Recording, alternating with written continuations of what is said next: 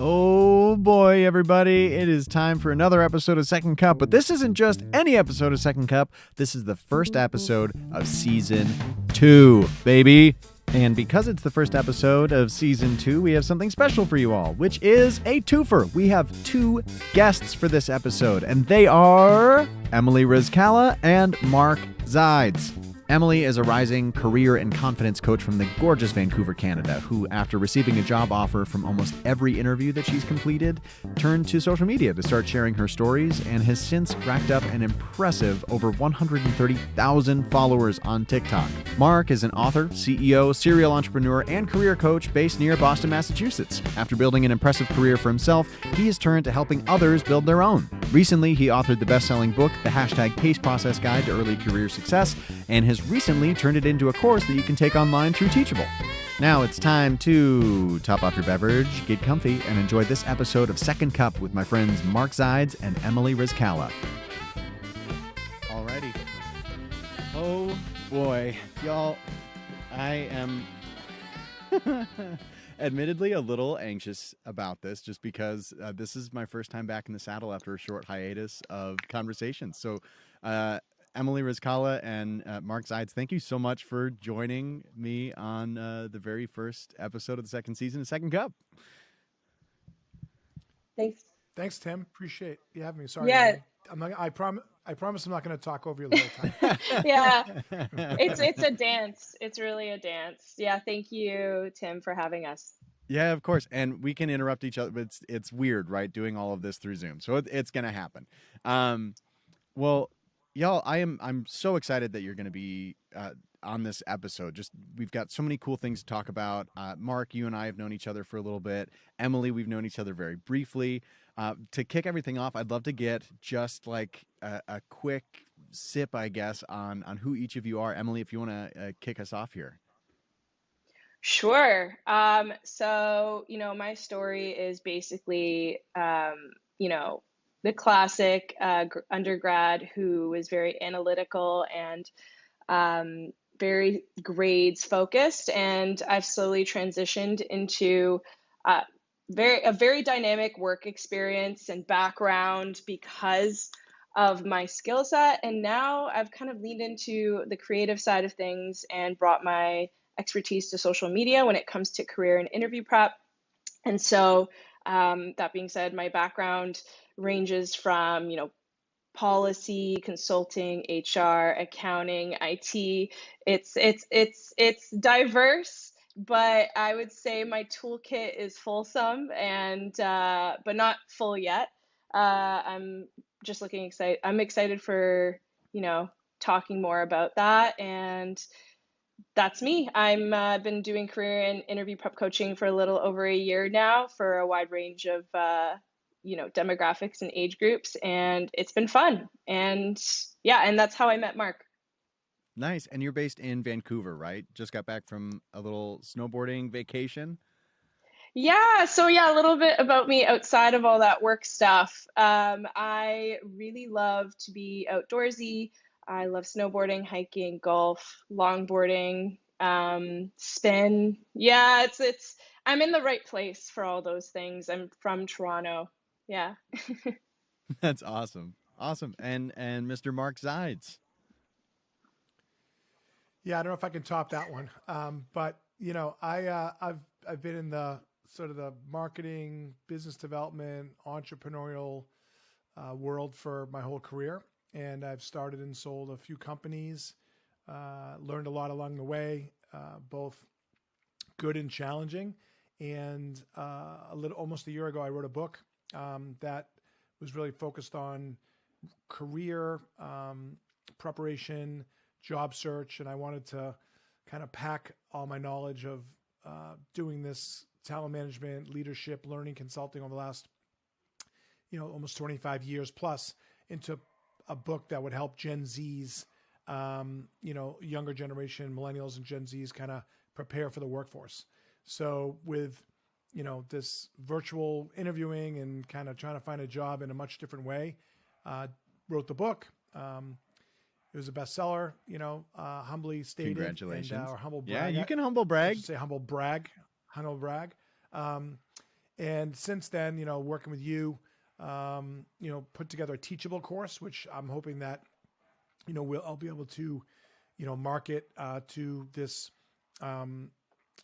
new workforce that's kind of coming up, which Emily, is appealing to based on her incredible TikToks. That's how I get to know Emily. I started to TikTok myself, and I'm not very good at it, and I have to get better. And I found Emily. I'm like, wow, if I could model myself after her genre or her approach or her sort of pitch, it would be cool. And then we kind of started chatting, and here we are. So I think we both bring a lot to the table.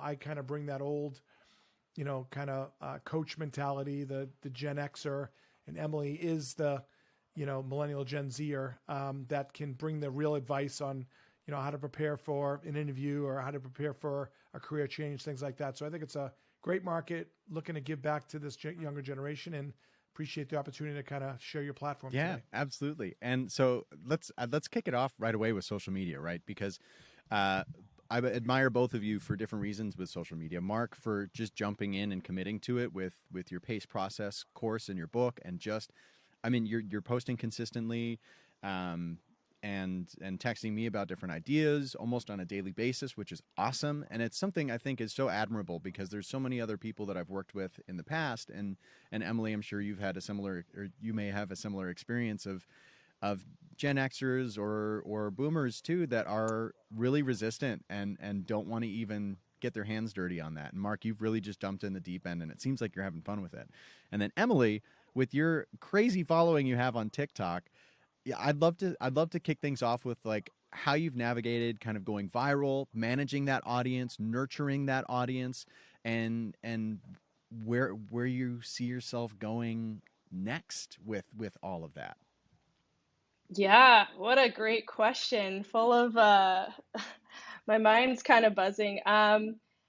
When I first started, which on TikTok, which by the way, before I went on TikTok, it did not own real estate on my phone. I was completing my master's degree. I knew if I downloaded it, it would be a disaster for my degree. Who knows, I might still be in it trying to finish it. So it did not own real estate on my phone. And then I graduated, and about 6 months later, after, still working, I got a job through that. I was helping a lot of my friends with their interviews, and I had a friend tell me, you should really start coaching and helping people. And they said that because they asked me, "How's life? How are you doing?" I'm like, "It's okay. It's slow. I'm working." And they're like, "That's not normal for you. You're always doing 5 million things and overcommitted in yourself." And I'm like, "Yeah, you're right." So it's a symptom of my friends pointing out my opportunist but fault part of me where I'm overcommitting. But I started doing that, and I have a lot of friends who inspire me in the entertainment field who do like acting and comedy, and who took it to TikTok and were a prime example for me, to see that it's actually tangible and feasible to validate that you're actually appealing to someone and that what you're saying actually works. And that's really what I did it for, was kind of like market validation. It's like, Mm-hmm. am I doing this right? Is it just my small circle that it's been working for? So I did that. One video got viral, and it was the one about tone of voice, Ooh, which I'm okay. sure you know lots about of. Um, yeah, you're probably more of an expert than I am, but I had my small tidbit on tone and the whole customer service voice and how to avoid it. So that's what happened. I get a lot of positive feedback, and I started my coaching business from that. But amongst all of that, in this past year, I've been keeping up with it with my full-time job, and probably the main struggle I've dealt with in social media is people looking at me and my age and thinking that I don't have sound advice for the, workplace and the career space, simply because of how I look. Mm. And a lot of people assume I'm in my early 20s or still in school, which is fine. And I actually think that is a little bit closed-minded, considering, I think we can learn a lot from people who are probably still in undergrad. I'm out of Mhm. touch now from that part. So, uh, yeah, it's been a wild ride for this past year. Yeah, and congrats on all the success on TikTok and growing your business on the side with everything too. With on top of having like a full-time like real person job too. It's insane. That's really really cool. And what you said about people being closed-minded about your age or your appearance, I'd like to turn it over to Mark too in terms of like, because Mark, you're not an old person, regardless of how many times you say that when we were building your course out together. You're not, but it's a different generation, and I'd love to hear your perspective on how you've approached TikTok and what your experience has been on social media as you have just put yourself out there. What has that been like for your business, and what have you learned so far, and what do you feel like you have to offer? Yeah, so I think TikTok offers such a broad array of genres or avatars or audience, people, and I don't think you want to necessarily pigeonhole Emily yourself into your age or your experience, given the people that consume your content, right? So there's people of all different backgrounds that are on TikTok and successful, whether it's a dance, whether it's being self-deprecating, whether it's comedy skit, whatever it is, right? Or these experts that are giving advice, right? So you and I are quote unquote experts giving advice. I haven't had my viral moment yet, so maybe I can get some of your luck to rub off on me. You've had a video that hit like 40, almost 40,000 views, and I saw somebody break this down on TikTok yesterday. That like 40,000 views is what, twice what the Staples Center is. And that kind of blew my mind. Reframing that like, oh, I didn't hit 1 million, but it's 1 million is a lot. But even 10,000 is a sold out concert somewhere. But anyway, sorry, not to interrupt, but to interrupt. But no. Yeah. So I think what people want to see again, and I know Emily's on TikTok, on Instagram Reels, and I'm trying to do a little bit of video work there with your coaching there as well. But I think the TikTok platform allows people to be super creative, right? Whether it's, just their own voice or their own authentic self, but it also allows you to kind of, get into the trends, whether it's music trends or dance trends or things like that, to sort of, hashtag also whatever is kind of viral or trending at the moment, right? So it's kind of a fun platform like that. I frankly, there's been really successful people on there that have figured out how to monetize themselves on TikTok. I'm not quite there yet. I'm, just like you said, dipping my toe in the water. I've been doing it for a couple of months, and I want to learn from people like Emily, because I asked my kids, they're all Gen Zers. I'm like, who would you rather watch on TikTok? They're like, oh, someone like Emily. Like, Dad, I don't think you're that good. I'm like, I'll get there. I'll prove it to you guys, right? But that said, they can relate to people like Emily because she's in their same circle or the same sort of, they don't want to necessarily, the way I look at career development or job, laddering, kind of, okay, what's the next step of my career? Yeah, sure. It's great to look at a CEO or somebody older and say, yeah, I want to be like that when I'm 20 years from now. I think they want to say, where can I be in 3 to 5 years? Well, guess what? That's Emily. Like, so what advice could I get from somebody in that sort of, it's not the ecosystem, but sort of that circle, and learn from them, right? Because that's more realistic. If I were coaching a kid, I'd say, find a mentor, find somebody that you respect, you like, and you can learn from. And again, you can have a mentor who's a different generation, a boomer or a Gen Z, but I would advocate, or I would say, find somebody who you want to emulate and who you want to be like, right? In the workplace or even outside, right? I mean, whether it's, everyone kind of has their, the profile that they want to aspire to, right? Or I want to be like this person. That's fine. You can have those goals, but I think in the workplace or in your job or in your career, you want to find that person you can connect with. And I think that's what social media does. It allows you to connect and follow and try to model yourself after certain people. Absolutely. And one thing I'd love to touch on too with social media is that in the professional world, especially, separating that personal brand from your professional brand, or how to like meld the two together. And how have you approached that? And Emily, I'd love to hear your side on this as well. You can go first. Sure. Yeah. Take it. Yeah, I'll take it. I Honestly, I think it depends on the stage of your career personally. I know when I graduated my undergrad as well as my master's, I did a purge of my Google, search your name in Google. I know Mark talks about that. And of previous like Twitter accounts from high school, like we don't need that lingering in there. We really don't need Or those do we? reminders. Now I think everybody wants to know what high school Emily was No, saying on Twitter. It doesn't matter. It's in the past. no. We'll leave it to Facebook memories or like Snapchat memories to give me my private Yeah. reminders, but public ones, we're just gonna get rid of those.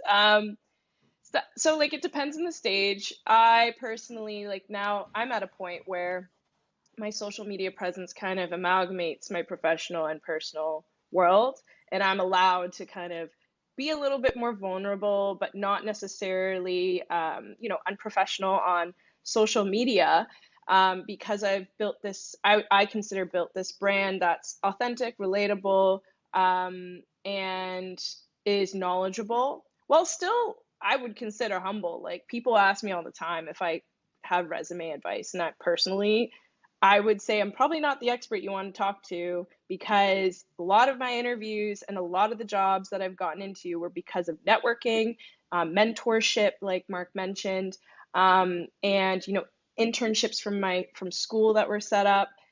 I was lucky, but also did a lot of like people connecting. So I wouldn't say I'm the expert with that. So I think people really appreciate that. In a perfect world, I think we should be able to bring together our professional and our personal life, because if we treat each problem separately in our professional and our personal life without the same values, let's say your values are authenticity, curiosity, creativity, empathy, whatever your values are, and you're separating those based on the different lives you're living, regardless if you're physically sitting in the same seat at home, I think it causes, like identity issues for a lot of people in their 20s. And I think that if that happens, people start, and stick with me with this analogy, but I think people start in their 20s to become mechanics and not gardeners. They're just putting out fires and they're just fixing problems as they come, but they're not able to be consistent with their values in the professional and personal world. And that, I think, slows things down, creates identity problems. And yeah, I would love if, employers would be okay with just allowing you to have, your personal language in a meeting sometimes, and not always having to decipher or translate something into, what you would say in an email, but you're saying it in a meeting. So that's my take. I love that analogy. I also love mechanics and gardeners equally. Yeah. But it's that, Yes. yeah, I think that it's a beautiful image of kind of that you have one issue, it comes in, you fix it, you send it out, versus like how can we nurture this whole ecosystem that you have as a whole person.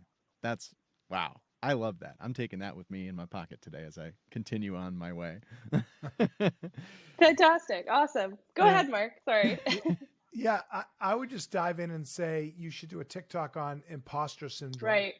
So look up like there's definitely, having done a lot of leadership development programs, high potential stuff for huge companies, that's really a topic, right? Which is like, okay, you have this different persona at work and you kind of pretend to be somebody you're not, or you think you're somebody and your boss thinks you're someone else. And so how do you separate that, like you say, from the social platform?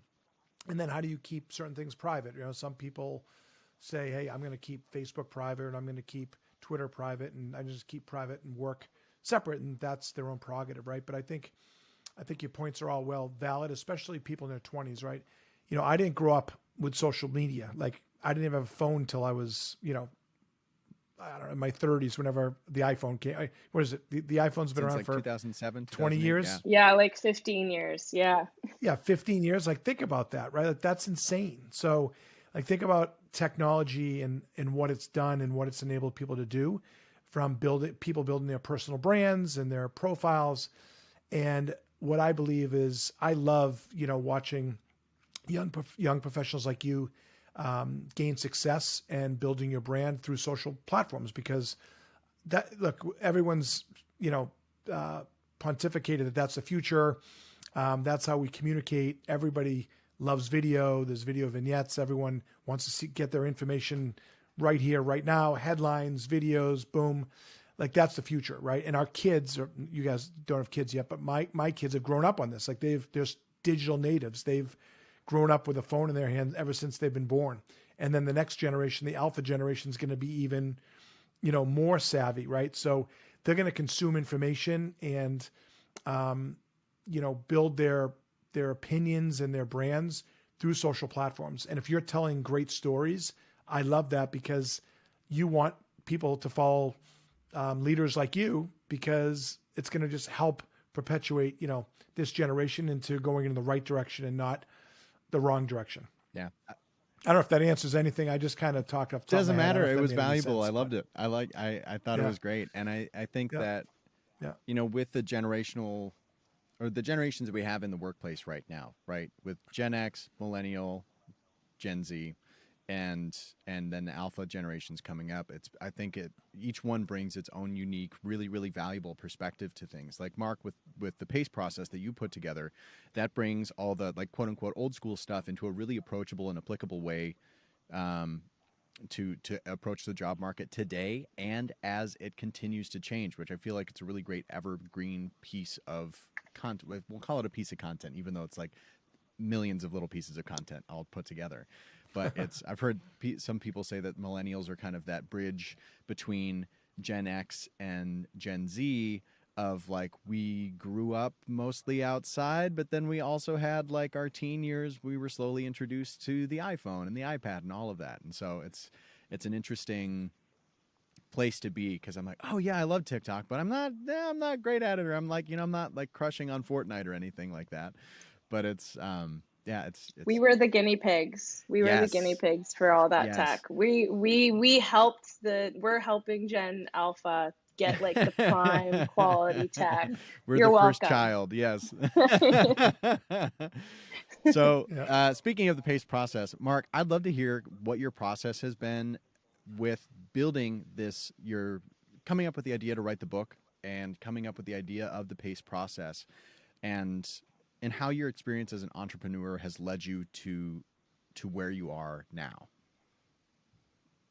Yeah, thanks. I'll try to keep this short and sweet, because I haven't figured out the elevator pitch on that, that question yet. But it's really, a lot of my information, feedback, knowledge I've learned or gained over the last, 25 plus years, 30 years, working with large companies, growing companies, startups that, have always tried to hire great talent, right? They want to hire great talent, find great people. They want to, once they hire them, they want to develop them. They want to retain them. That's a business challenge that's never going to go away. And what I was hearing is that this younger generation, when they were getting into the workforce, they were trying to get jobs, just weren't prepared. They didn't have the social skills or the business skills to be successful. And, some examples of that is, they didn't know how to manage conflict, or they weren't good at receiving feedback. So, or they weren't prepared when we went into an interview. That's why when I met Emily, I'm like, she's got the greatest tips ever when you want to go into an interview. And the interview game changed. It used to be, I used to tell my kids, when you meet someone, you look them right in the eye, you shake their hand, you almost rip their hand, like you squeeze. Dominance. You don't just do the, you don't like do the wimpy, handshake, right?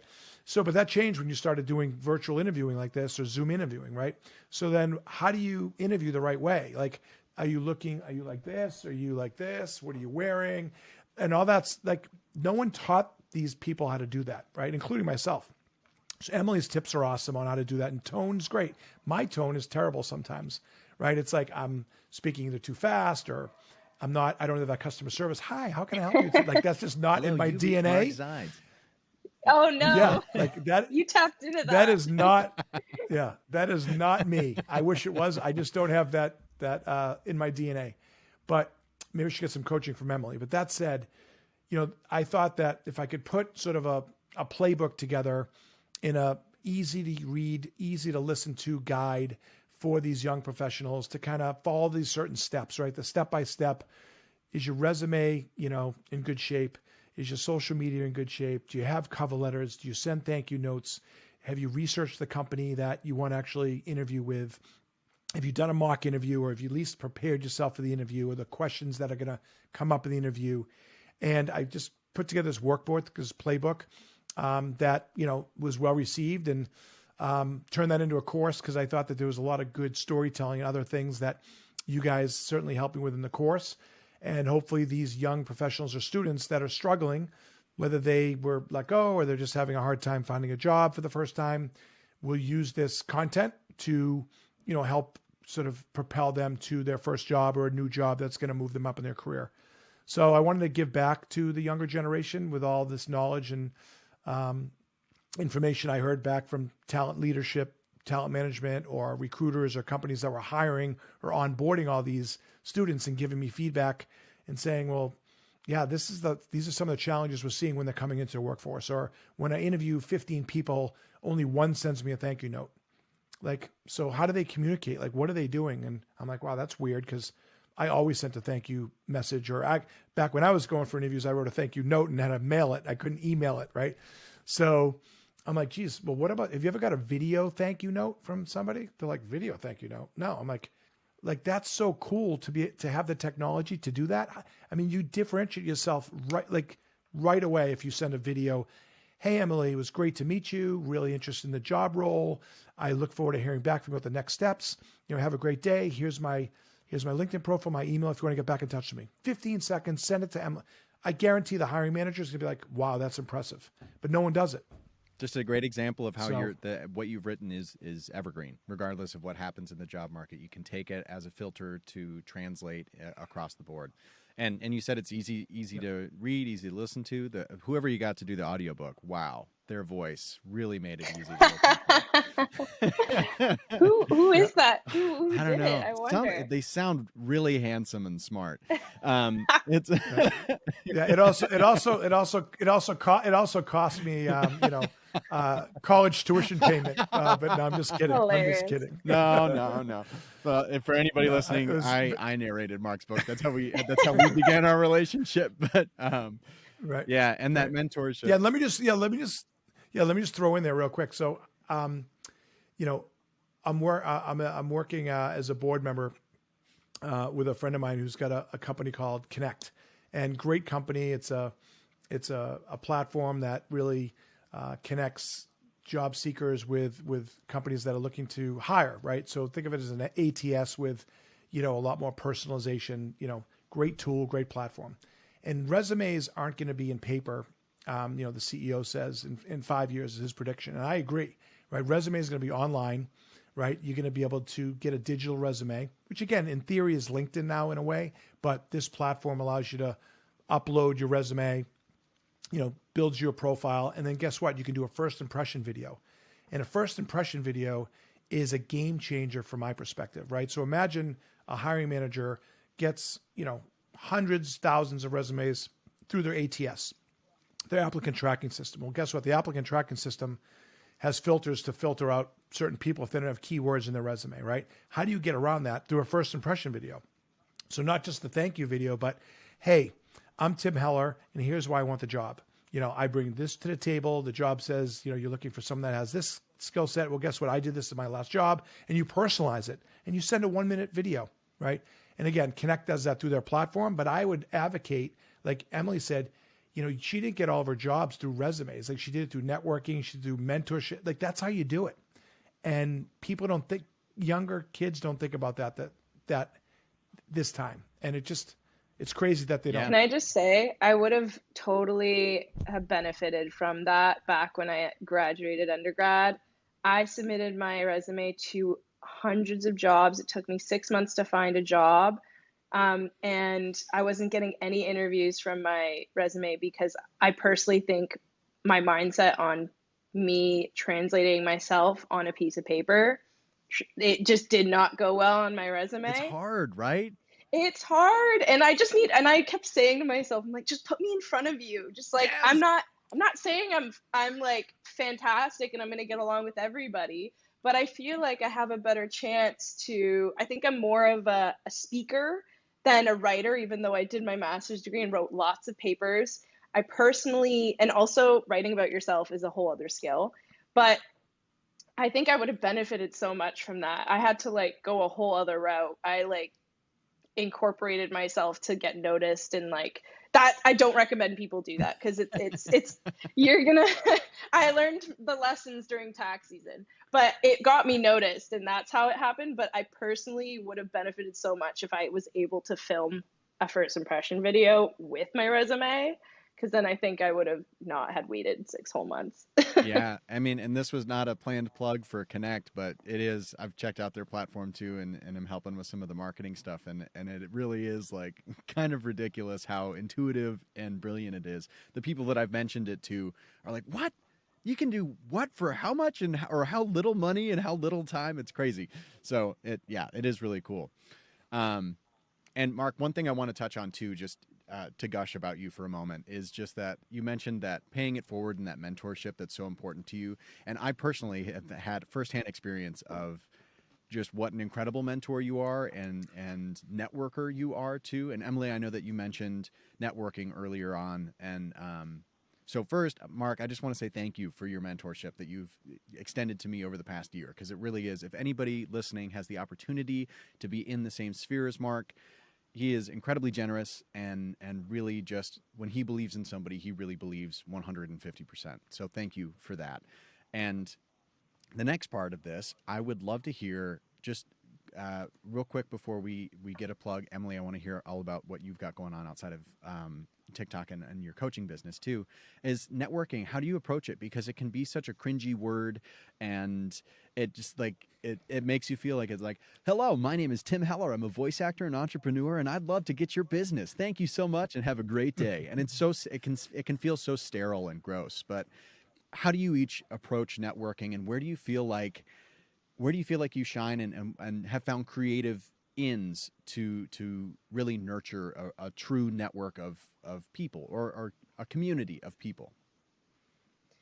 Okay, well, just I want to start off by saying by no means did I start off being like a great networker. I went through the trenches of being thrown into networking events by mentors and bosses, knowing full well I was not ready. Like I was put in like sales positions, even though I didn't have a background in sales. They said, go to this event, find us some potential clients. I'm like, how? Figure it out. I'm like, okay. All Yeah. right, great. Love it. Love it. Love it now. Did not love it then, but definitely a lot of my advice and approaches come from these like experiences and the lessons learned from it. So I have this thing that I call selfless networking, and it kind of goes into a bit of the like pay it forward type of deal. It's not like networking events, I find them sterile because I consider it, here's another analogy. It's like a birthday. Like you're going to bake a cake for a birthday, right? You're going to go in, you're going to bake a cake. It's going to be decorative. You're going to put the effort in because it's their birthday.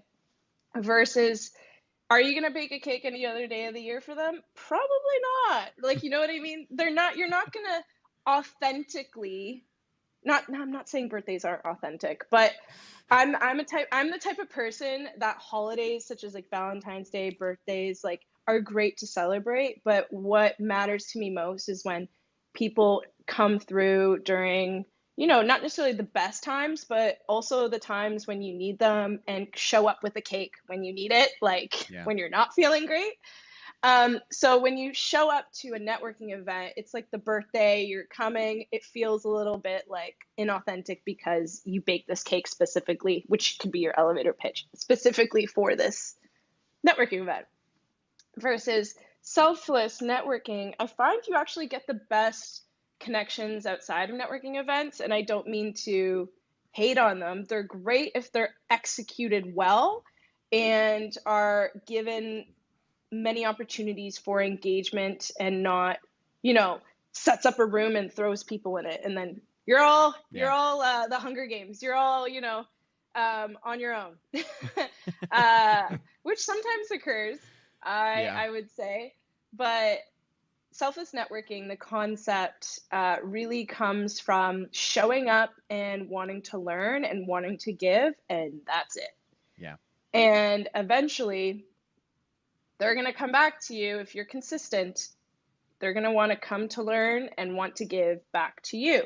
And if they don't, you just learn who to learn and give to, right? Like this is the type of person who just took from me, which is fine. I feel like I gave my efforts. You win anyway, because by giving, for example, in a networking, like a coffee chat, for example, you offer, hey, I want to learn just more about your experience, how you got there. I really want to have the same skills as you. You seem very accomplished and within such a short period of time, and I admire that. I just want to learn. I don't necessarily want to do the same thing as you, but what would you say are like the best parts of your career path and the things that you've learned that you would want someone like me to know, that I can learn from? And then at the end of it, you just say, hey, like, is there anything I can help you with or do for you? This is something I'm doing on the side. I highly recommend people have side projects to kind of have on the back end if they want to showcase it to anyone they're doing coffee chats with. And that's it. And follow up with them, and you'll find the right time to, if there is a need to mention something. But it's like any other relationship. You're gonna come off like you want something out of someone immediately. Like it's people are not, dumb. They can tell when you're just using them. Yeah. And people are okay with that sometimes because they're happy to talk about themselves and happy to like feel that validation sometimes. So you want both ends to be authentic, and it starts from you. So you need to approach it authentically. And with like a selfless mindset with that. I know it's the long game, but it's the smart game. Yeah, it's the mechanic versus the gardener again. If you can really Exactly. like nurture and cultivate a healthy crop of lots of different veggies and fruits and whatever else you're growing, flowers along the way, then that's what's going to pay off that time.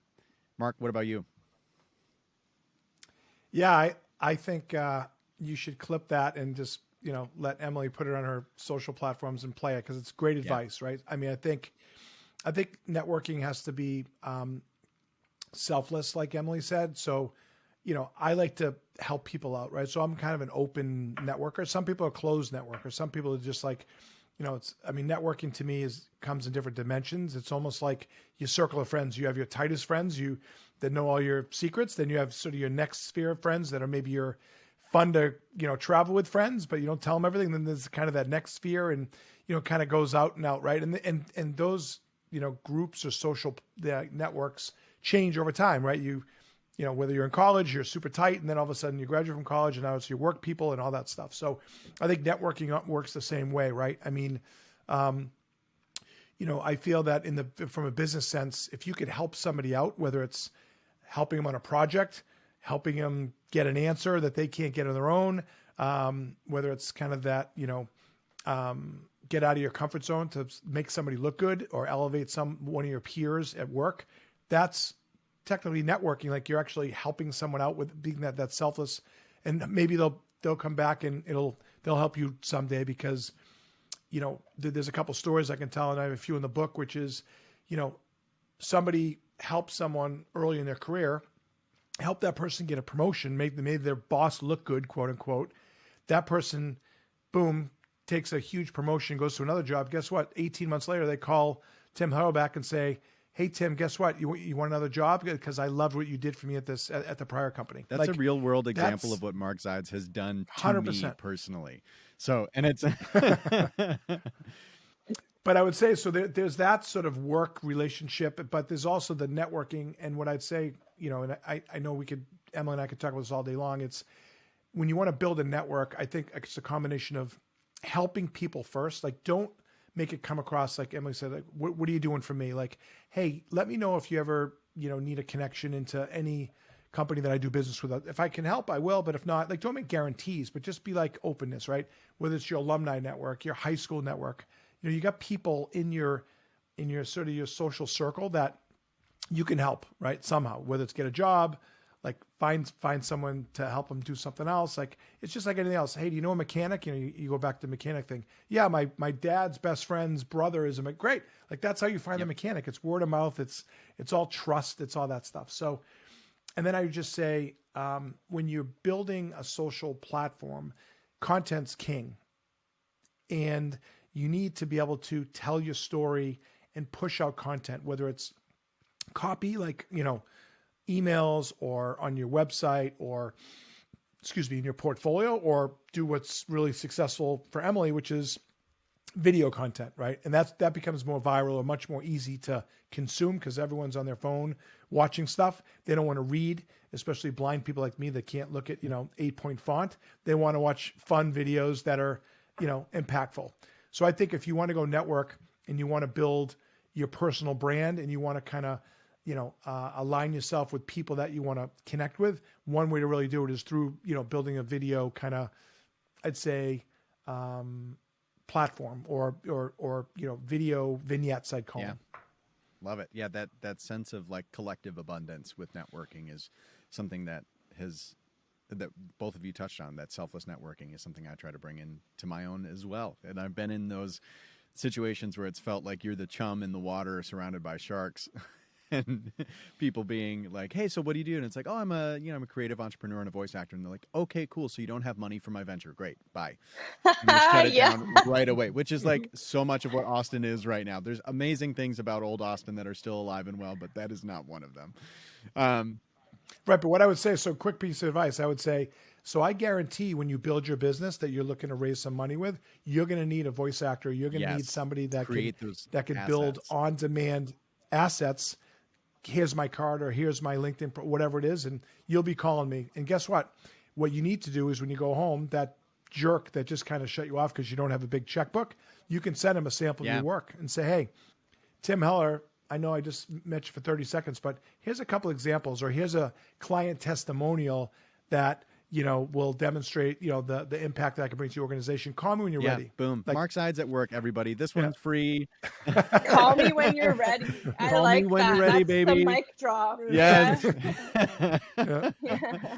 I like that. I'll use that. I'm taking it. Oh yeah. Everybody can steal that. You got a Venmo, Mark Zides, $5. Y'all, this has been awesome. Thank you so much for taking the time to do this. I have two quick things before we let y'all go. One, you're going to hate me for. Well, both you might hate me for. First thing I'd love to do is, we've talked about elevator pitches. I would love to hear each of your elevator pitches. Mark, about your course and anything else you have going on. Emily, about your consulting and your coaching and anything else you have going on. It has to include where people can find you and your website. Okay? Who wants to go first? Is it 2 minutes? Is the classic 2 minutes? It's going to be 60 seconds. 60 seconds. Okay. So, Mark, do you want to go first or me? Doesn't matter. Absolutely not. I want to learn from you. Okay, so Emily, I'm going to count you down, okay?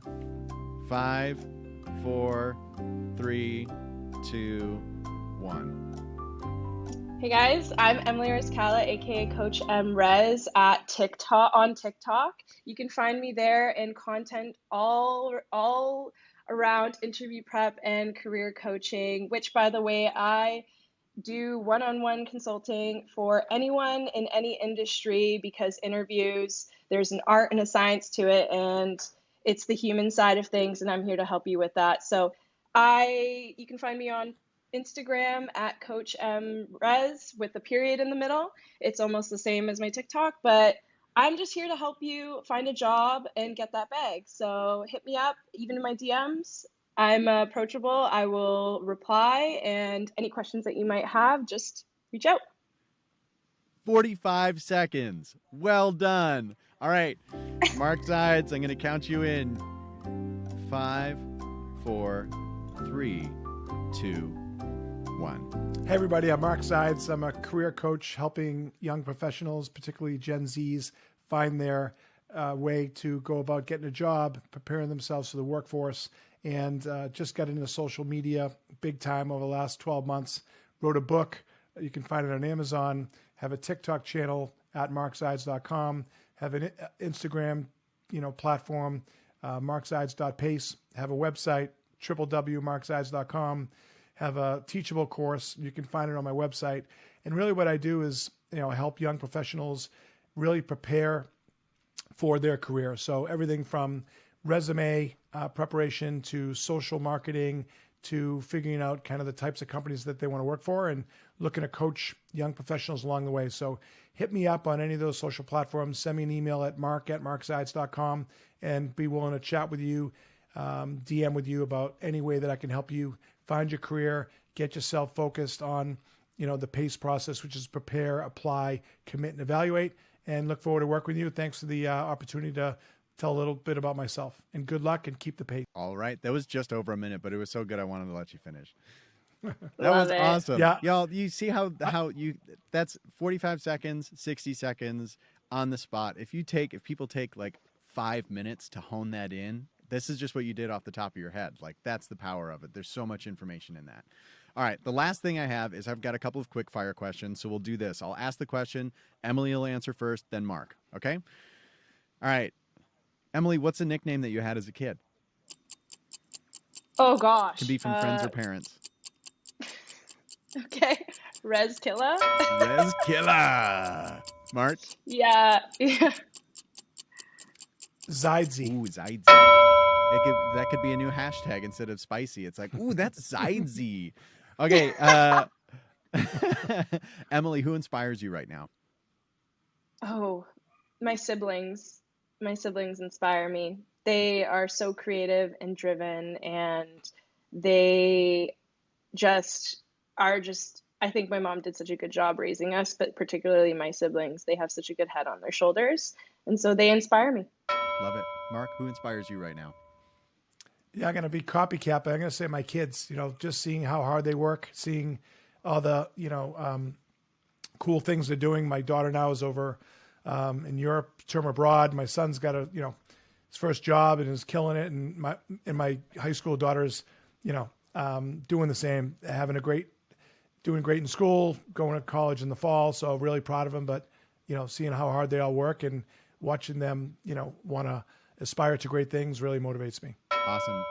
Mark, we'll start with you. What's a piece of content you can't get enough of? It can be a book, magazine, TV show, movie, podcast, whatever you're consuming right now in the limited time that you have to consume. Yeah, I think I like social media. I like getting my feed, getting my info from my Twitter feed, right? Okay. So not to plug Elon these days, but I just think I don't have enough time. I just kind of scroll and what's going on, and whether it's sports or business or social. Yeah. That's where I spend a lot of my time these days. Awesome. Emily, what about you? I do listen to quite a few podcasts. It ranges from Diary of a CEO, School of Greatness, On Purpose. Those are like the classic top 3 for me. But my guilty pleasure, it's not really that guilty. I'm totally not shameful about it. I love The Office. I will watch it on repeat. Oh, yeah. In my sleep, when I wake up at night. I have a, Michael Scott Prison Mike pillow. I have a bunch of stuff that I probably shouldn't have mentioned, but I should have drank my world's best boss mug. I don't have it with me. We're gonna need a picture of the of you with your Prison Mike pillow, because I think the world needs to see that. I sadly left him in Toronto. I need to bring him over here in Vancouver. Yeah, I should have brought him over, but he's happily hanging out at my parents' house in Toronto. So maybe I'll bring him over. We'll see. Awesome. Last question. This is a hard hitter, so try not to think too hard about this. Okay, whatever comes top of mind first. You can only have pizza one last time, ever. Where from and what's on it? Mark, take it away. Oof. I'd say Pizzeria Regina in Boston, and it's just plain cheese. Ooh, all right. Just plain cheese. M? You said not to overthink it. I'm trying not to. It's funny how I'm overthinking the pizza one out of all of that. I would say I just moved here to Vancouver a few months ago, and we actually went on a hunt for the best pizza out here because Toronto has pretty good pizza. And I just recently found one, and I really like it. I'll eat it at the beach, at Kitsilano Beach out here. It's called Reggiano's, and I get their capicola pizza, and it has like olives, capicola, prosciutto, supersada, like all of those. That's a Just stacked all of pie. it's a stacked pie, but it's very like Italian and just I think the way a pizza should be. And of course, lots of cheese and dip. I am a dip pizza person, so garlic dip always. Awesome. Love a pro dip pizza consumer. Y'all, thank you again. Mark Zides, Emily Rizkallah, thank you for making the time to do this. I appreciate it. Everybody can find all of their social information, their websites, courses, all of it in the episode description below. So please check them out. Mark and Emily, thank you again, and I hope that you both have a wonderful rest of your day. Thank Thanks, you. Tim. Thank Good- you for good having seeing us. Emily. Yeah. You too, Mark. Thank you so much for listening to the first episode of Season 2 of Second Cup. It's so wonderful to have you all back. To keep up with everything that Emily is doing, you can follow her on TikTok at CoachMRez and on Instagram at Coach.mrez. Also, at the end of this month, this episode comes out on March 6th. So in 3 weeks' time, or maybe 4, EmilyRezkallah.com is going to be live, where you can purchase all of her digital products, schedule coaching sessions, all of that. Sign up for her newsletter. So keep an eye out for that, because you will not want to miss it. I promise. To keep up with everything that Mark has going on and to schedule any kind of coachings or consultations or buy his course or his book, you can follow him at mzides and at markzides.pace on Instagram and on TikTok at markzides. To learn more about Mark and all of the different products that he has to offer, his coaching sessions, his course, his book, you can go to markzides.com. That is also linked in the episode description below. A huge, massive thank you to Auberth Bursey and Sarang Sharma from Arai Productions in New York City for all of the editing of this episode and the clips, and to my producers, Julia Shepard-Morgan and Tara Seuss, for keeping me organized and sane. We have some really exciting guests and really dope things planned for the rest of the season. So stay tuned next time for a really wonderful conversation with somebody really cool. Bye!